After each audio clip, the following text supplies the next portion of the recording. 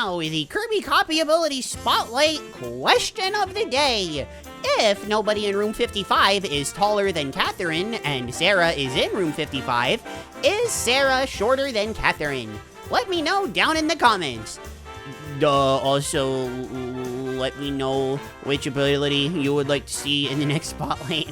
Voting ends on November 15th, 2025. Hey, there's an Air Riders demo on that day. Let's go. So vote away or tell me what your thoughts are on Ninja. There's a full list of abilities that we've already covered in the description, as well as a link to the playlist with every episode. So if you're worried that I already covered the ability that you were thinking about voting for, worry not. I've got your back. And hopefully your attention, because it's time that we start talking about Ninja. Ninja's a bit of an odd case in terms of its popularity, if I'm being honest. Don't get me wrong, it's popular, it's been in a bunch of games, but unlike, say, Fighter or Beam abilities that we've already covered, you don't hear quite as much hubbub surrounding it. Maybe that's just me, maybe the only people in the world that I have never seen are those who think Ninja is the bee's knees, as kids used to word it. Maybe, but it's made its rounds throughout several Kirby games. Nearly a dozen, in fact. That's a very impressive number. Easily one of the largest I've had to tackle thus far. But it's time to find out, popular or not, if this ability left behind a ninja storm or airdropped the ball. You better believe it. We're talking Ninja Kirby. First things first, what kind of ability are we looking at here? For example, we covered Archer and a couple of others like 5 years ago, and that was a defensive ability, albeit one with strong long-range options that helped it stand out. Beam was a jack of all trades, Suplex was a grappling, rough and tough CQC ability, etc. All neat stuff, but where does that leave Ninja? I must know. Well, it's honestly not an easy question to answer. It's not quite a jack of all trades, it's not quite defensive, and it isn't supposed to be super good with offenses, more on that later, but if I had to give an awfully specific answer, I'd call Ninja the grab bag of ninja abilities. What are things most commonly associated with ninjas? With knife throw, Kirby throws knives, how quaint, but instead of just being standard one-time thing, Kirby can quickly throw an absolute ton in mere seconds. By holding a direction near a wall, Kirby can wall cling, allowing the user some safety before landing, or the ability to jump to higher ground. We're not covering high jump yet, but it still allows you to do that. With the only segue here being my desire for a move with a creative name, you can slash at enemies via katana by using shock, and also release an energy wave to really lay on the hurt with Quad Shock. Okay, let's actually stop for a second and talk about Quad Shock. It's really good in virtually every single game that it's in. Now, I know this is pretty early into the video to be saying this, but as it turns out, the games where Ninja doesn't have Quad Shock are kind of the ones where it's at its worst. We can get into the specifics later. I can't reveal all of my secrets that early. Like a ninja. But the range on Quad Shock is crazy good, the damage is crazy good, and most importantly, the speed of both Shock and Quad Shock are ridiculously good. But, I mean, okay, one single move can't make an ability great. Alright, maybe in like Return to Dreamland it can, but Ninja's been in almost a dozen games, like I said before. That's more than 5, which is the first number that came to my head, so what else can Ninja do? Well, it can deal damage, sure, but can it move around? And, well, it's a ninja we're talking about here, so the answer winds up being a bit complicated. The answer technically is no, but in case you couldn't tell, the answer is also yes. Ugh, okay, where to start? Oh, I know. If you're enjoying this video so far and would like the idea of weekly Kirby speedrunning videos, then hey, consider subscribing to the channel and as well liking the video, leaving a comment with your thoughts on Ninja, again with everything I said before. If you're on mobile, you can hype the video as well. Anything that you could think to do is all free. I really appreciate it. Now back to the action.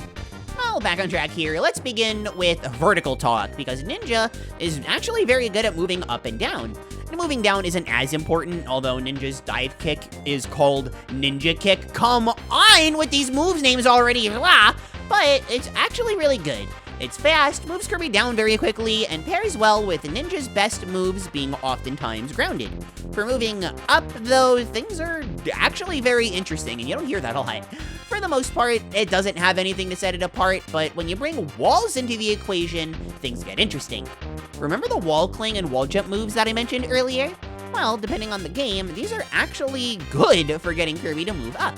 If you've used fire in the past, it's comparable to when you use that fireball roll attack and climb up walls with that ability.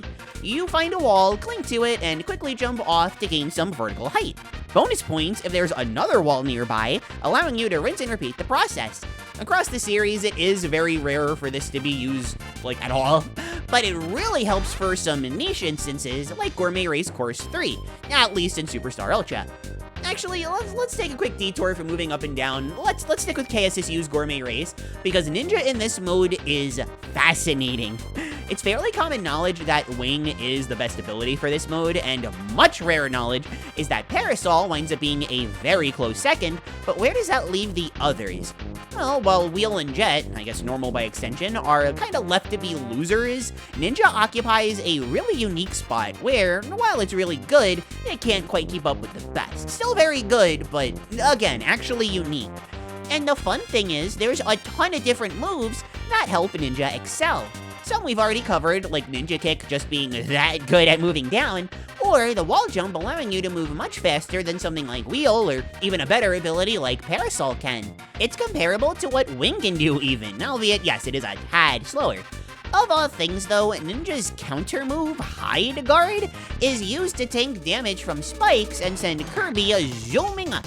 It's a really fun run, and while I can't say a lot of this holds up in the original Superstar because of the physics changes, I recommend giving it a whirl in Ultra.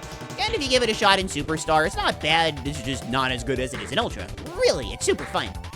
Alright, but enough about fun. What can Ninja do for moving up when there aren't any walls?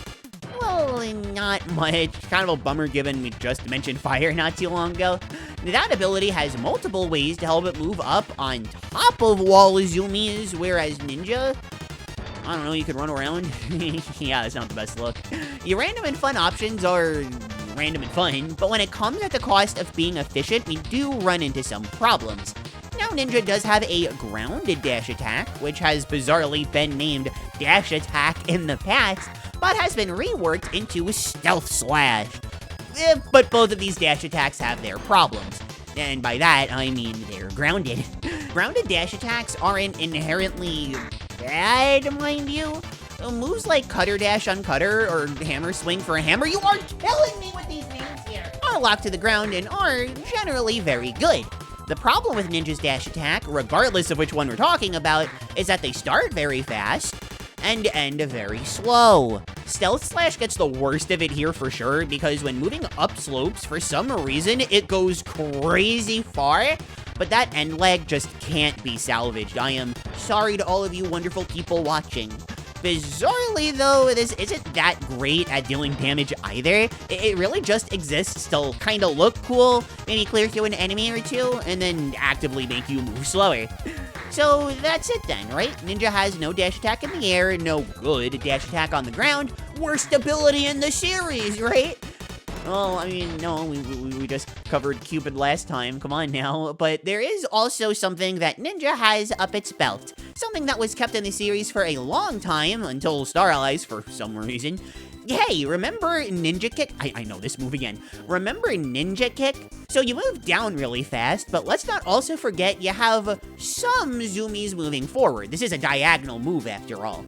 What if we could, I don't know, carry over the momentum of our dive kick by ending that dive kick early? Wouldn't that be crazy? Too bad it's impossible. Oh, wait, it's not impossible. Pretends to be shocked.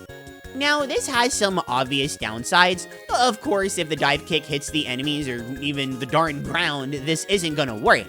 Not being able to go through enemies is rough, given what simply having a good dash attack means for many abilities. But this is something, and in the Superstar games especially, this is a better option than simply running. Fans of Sample, a Kirby tasser, may remember in his Spring Breeze run of KSSU's Any Percent, he actually used Ninja for Spring Breeze to really good effect, using this dive kick cancel technique. It has a lot of potential even outside of KSSU, but it's still a bit too niche to see common use, cool as it is. And as much as this hurts to say given how massive Ninja's moveset is, this is largely all that you really get to see with Ninja's moves. Something like Smoke Screen, done by attacking while crouching on the ground, doesn't really do enough damage with a big enough hitbox to have any use literally ever. Occasionally, you'll see Blossom Storm, an anti-air attack with lots of pretty flowers. It's mostly blossoms, but in Star Allies, it's actually dependent on what element you have. It's really neat, actually. But again, it's too slow and not strong enough to keep up with something like Quad Shock. Heck, even when they removed the ability to use Quad Shock in the air, which, I mean, I normally say is unfun, but holy smokes, have you seen Quad Shock in Return to Dreamland? Regular old grounded shock is still really strong, really fast, and really good. With all of that context schmontext out of the way, while I still find myself struggling to describe what Ninja is supposed to be, I can tell you what allows it to shine in practice.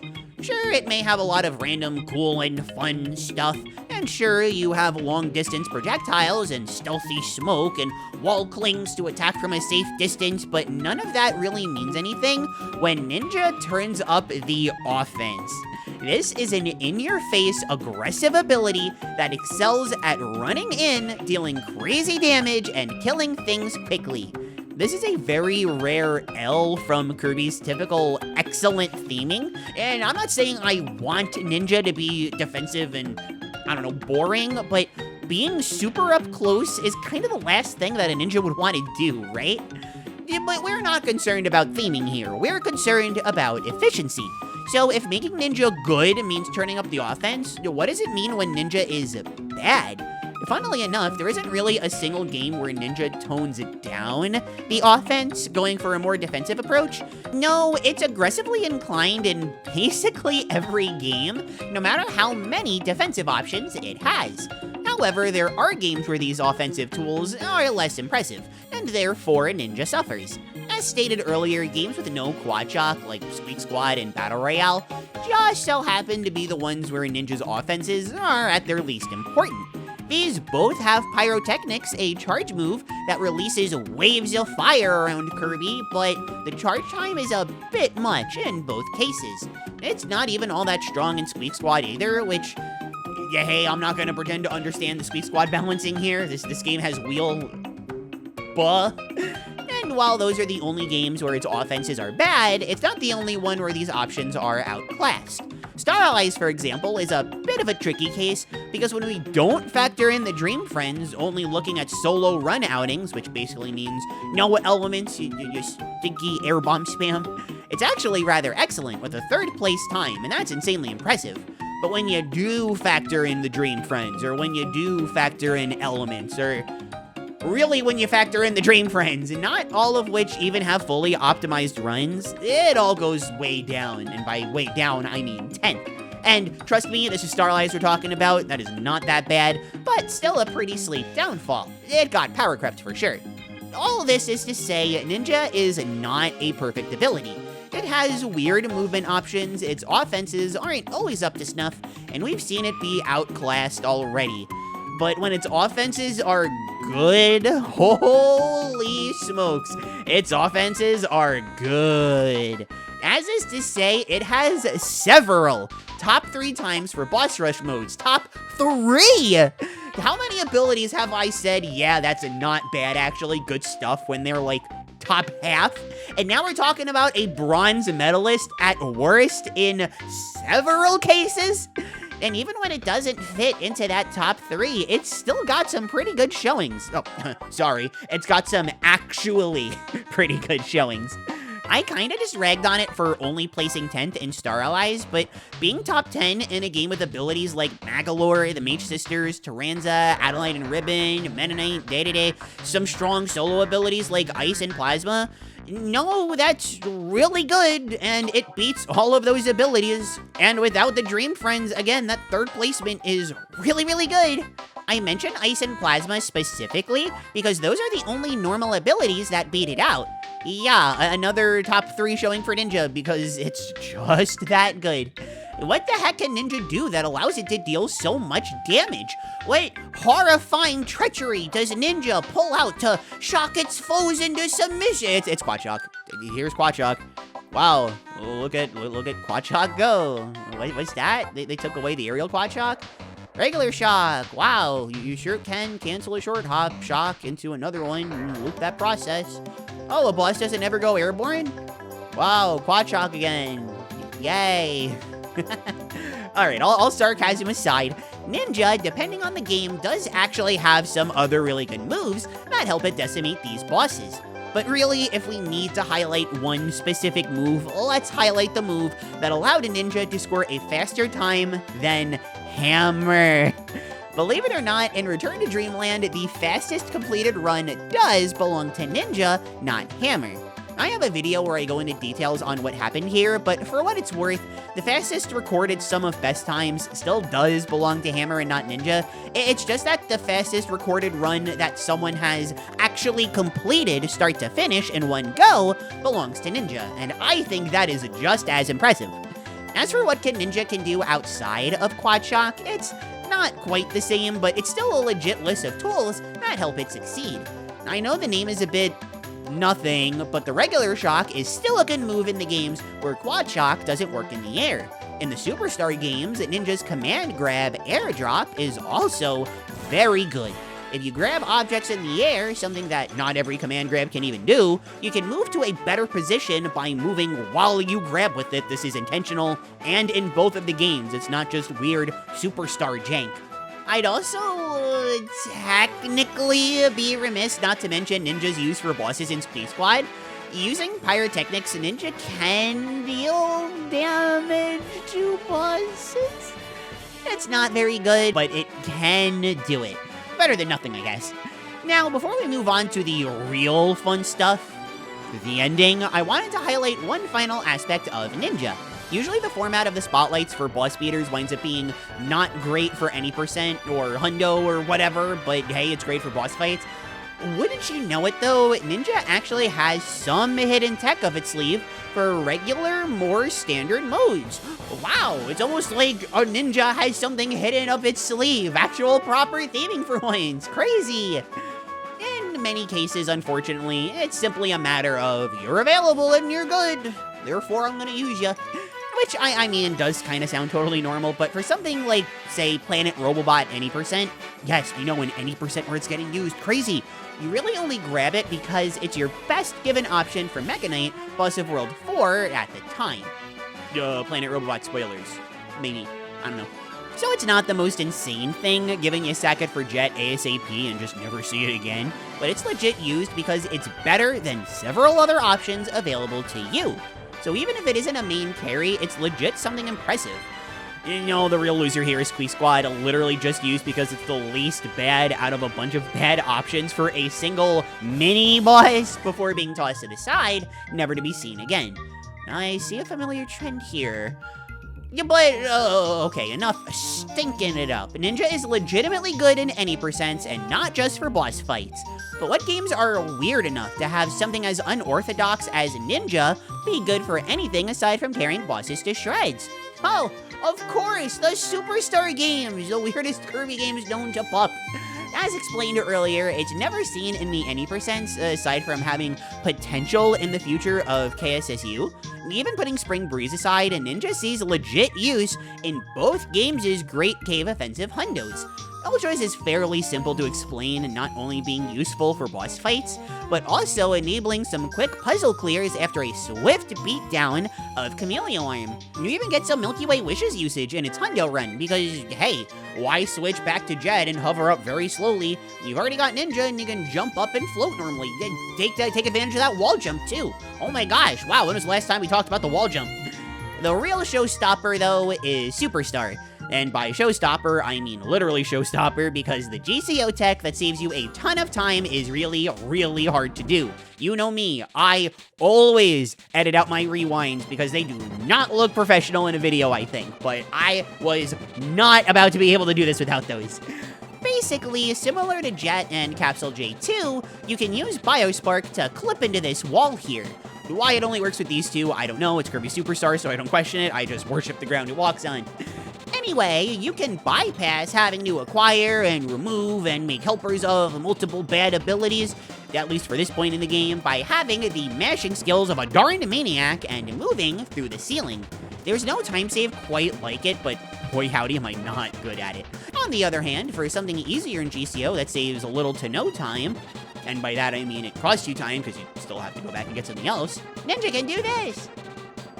Alrighty then, we're in the home stretch. It's time for everyone's favorite, citation needed, part of the Spotlight, the Klaire Copy Abilities Spotlight Rankings. From worst to best, let's recount Ninja's successes and failures.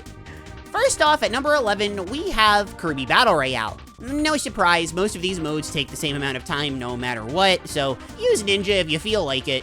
I guess. Number 10, Kirby Squeak Squad. Not great or good, but it's used out of necessity, proving that it's worse than Laser of all things. No, I'm not kidding, and no, I'm never gonna get over that. Number 9, Kirby's Return to Dreamland Deluxe. Really, it's not that bad of a showing, but system changes removed its hundo uses, and its boss butchering tools got nerfed from the original. Still good though.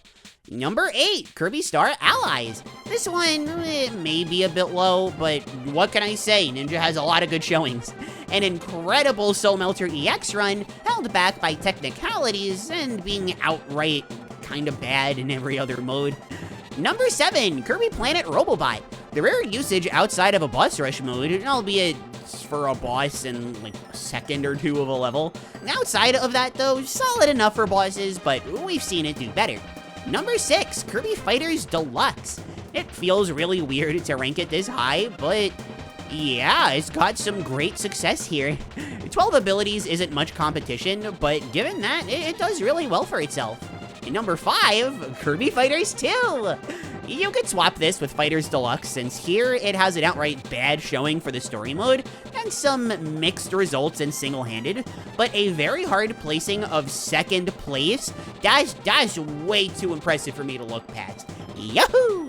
Number 4, Kirby Triple Deluxe, a truly fierce ability, absolutely one of the best at boss fights, but this was where it really started to struggle outside of bosses. Boo-hoo. Still nearly unmatched against those bosses though. Number 3, Kirby Superstar. The shenanigans that Ninja can pull off here are truly off the charts, on top of having several methods of tearing bosses apart. It isn't truly elite in any aspect, but when I say it's one step down from being so in every way, I mean it. Number 2, Kirby Superstar Ultra.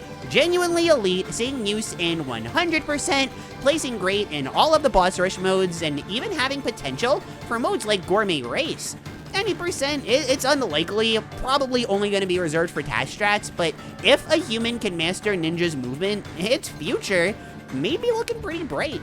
Not as bright, however, as our number 1 winner, Kirby's Return to Dreamland, the best ability for the final bosses, even in any percent, on top of some scattered use for bosses and levels in hundo, not to mention, depending on how you want to look at it, it's number 2, or, oh, I don't know, number 1 ranking for true arena runs. Ninja has had some truly noteworthy appearances over the years, and Superstar Ultra, it could have been a fight, but nothing can quite compare to its genuine excellence in Return to Dreamland. Whew, okay, that was a mouthful. We're almost there. Now it's time for the Klaire Copy Abilities Spotlight ratings, which are, very different from the rankings. For the beginner speedrunner who doesn't know much beyond some research, maybe a spicing of Klaire Fluffle videos here and there, I give Ninja a B. This is actually on the low end, and I may be underestimating things a little bit, but any ability with an expansive moveset that has an uphill battle to fight for speed zoomy newcomers, especially those that require you to fight up close.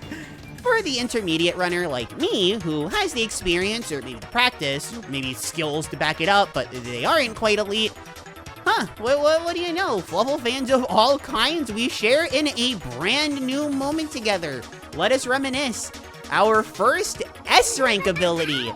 Granted, it's an S-, but 2 stinkers and a small handful of it's just goods don't hold it back from its excellence elsewhere.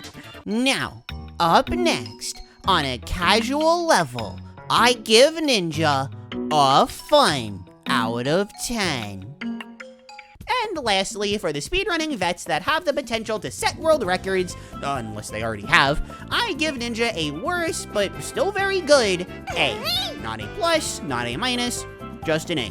KSSU in return we, with some honorable mentions to KF2 and OG Superstar, carry Ninja to its success here. Also, wow, an ability that ranked well for advanced runners. It finally happened. Color me surprised. I mean, shoot, that kind of answers the question that I ask at the end of every video, huh? Ninja Kirby, was it good? Was it mega stinky? Well, yeah, obviously it's super good. I just ranked it well for the advanced runners and I have never done that yet. But what makes this answer so fascinating to me is how we got here. Keep in mind, Ninja has a lot of problems in almost every single game that it's in, and some of this stuff really does hold it back. And just because it's super good in some games doesn't mean that the stinkers like Squeak Squad and Battle Royale don't exist. P.U., that's one big mega stinky stank. But, come on, when you're this good for bosses, have this much random movement tech that can actually be useful, can glitch games for your own benefit, and actually carry these benefits to not only multiple games, but most of the games that you're in, that's a recipe for success. I wouldn't call Ninja one of the best abilities of all time. The genuine best of the best are definitely more impressive, but we've scored a real winner for the first time in the second season of Spotlights. There's nothing wrong with very good abilities like Archer and Fighter, but wow, does it ring very different talking about an ability like this. On that note, though, that's that, another Spotlight down. Ninja being covered in full. Sorry this one took so long. I actually had it ready for June, and now it's November.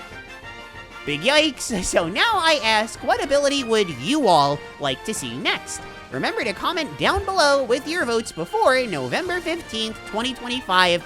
We'll be playing Air Riders, don't worry. And if you're watching this video after that date, what did you think of Ninja? Do you like it? You don't like it?